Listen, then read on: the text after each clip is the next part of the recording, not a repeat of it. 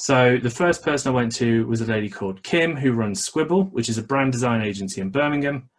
And she gave a few tips. So the first was, which is lucky for us because we have a purpose, is to help the designer that you're working with clearly understand what your purpose is. She finds that the clients they work with who are really clear on why they started their business in the first place and they have a real sense of purpose get much better results in terms of creating brands that people want to engage with. So from an agency's point of view, it's way easier to get behind the development of a brand that has a really clear idea of who they are, who they're helping and why.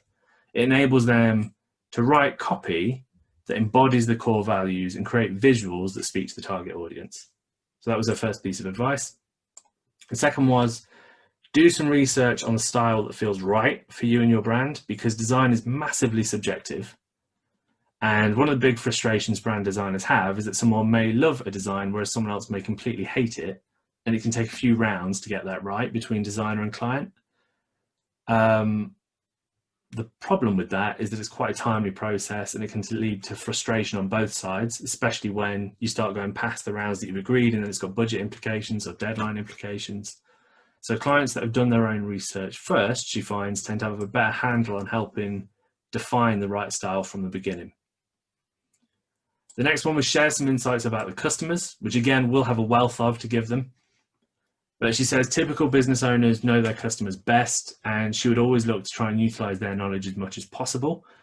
Their insight into customers and competitors is vital in the early stages of the design process. People actually need to know these things to create design. It doesn't just come from being really great at pretty pictures. They would always recommend a kickoff session to share that type of information with them and to offer the designer a chance to kind of align themselves and embed themselves into the new business they're going to be working with. And if you yourself, as part of your business, offer creative work, I'm sure you'll find a similar thing there. And finally, remember that it's not, in fact, about you, a branding project. Reviewing the dislikes and likes of someone and sharing it with the agency can be really useful. But the most important thing to remember is that the designer is designing for your customer and not for the business owner. So give feedback on stuff when they send it to you, but try and be as objective as possible and use your empathy map to be in the shoes of your customer rather than be in your shoes when you're giving that feedback, and that'll give you the best results. So that was Kim from an agency perspective. I also spoke to a lady called Lisa, who is a brand design freelancer, effectively. She runs a freelance business called The Design Coach. And her tips were as follows. So the first one was let her know what is actually in your head in the first place. So odds are, after doing all this work on your brand, you're not coming with a blank slate in mind in your head. You've probably got some pictures that have started to form of what things might look like. So do you picture a certain type of color palette when you imagine your brand? Have you seen examples of stuff that you like in the first place, and there's elements of that built in your head? So give examples to her of what you're actually envisioning in the first place. Second, tell her what the customer should think and feel.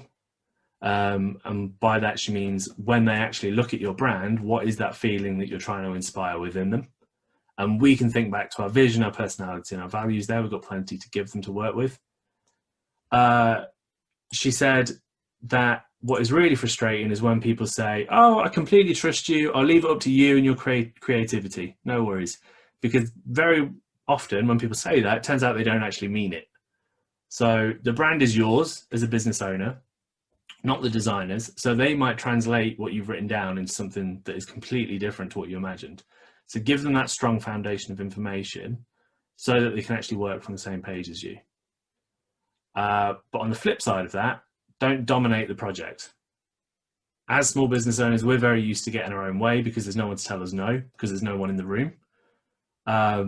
So be a part of that creativity process, because two brains are better than one, but don't dominate it and not give room for new ideas, because at the end of the day, they are the talented one visually.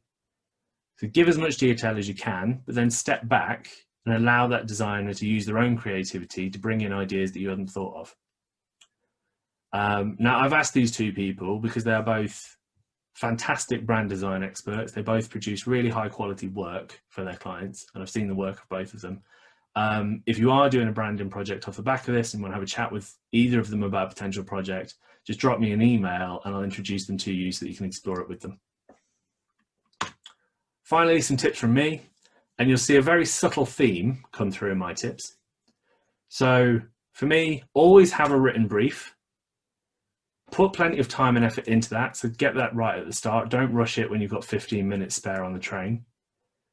Once you've written it, actually take the time to talk them through it as well. So let them read it and then just jump on a call or in person, whatever it is, and just go through that brief with them stage by stage. So you're onboarding them into your way of thinking.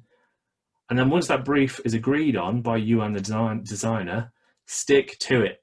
Don't change your mind halfway through because you're going to create some muddled brand that doesn't mean anything because you start throwing ideas in halfway through the process. The number one reason creative projects fail, take longer than you expect, or go over budget is because there was no brief or the brief was rubbish, to put it politely. Most of the headaches that came from working in a marketing agency when I was there came from clients either rushing briefs, not reading them once they're agreed, or not sticking to them. So whatever you do, and this is my one tip to you within design, I'm not a designer at all, but I know how to get good design work out of people, is to always have a written brief for a project, whether it is your brand, whether it's a PowerPoint, whether it's your website, or whether it's a blog article. Any creative work with someone, have a written brief, because that way expectations are laid out from the start and people know exactly what they're supposed to be delivering to you. They're not mind readers. This way, they know exactly what elements you need. They know what they need to know about the customer. They know what style considerations they need to make based on what you've told them. And they know what those final formats things need to be delivered in. Because just having that level of information written on paper means that they can actually consider whether you need a PNG or a JPEG, or what definition in pixels the final document needs to be. They can decide on that stuff as the experts because you've given the information of what you need from them. So taking a bit of time to write this up front will save you a lot of time and hassle through what can be quite an important project. And remember, this is my top tip to you for the day. They cannot be on the same page as you if there are no pages. So always have it written down.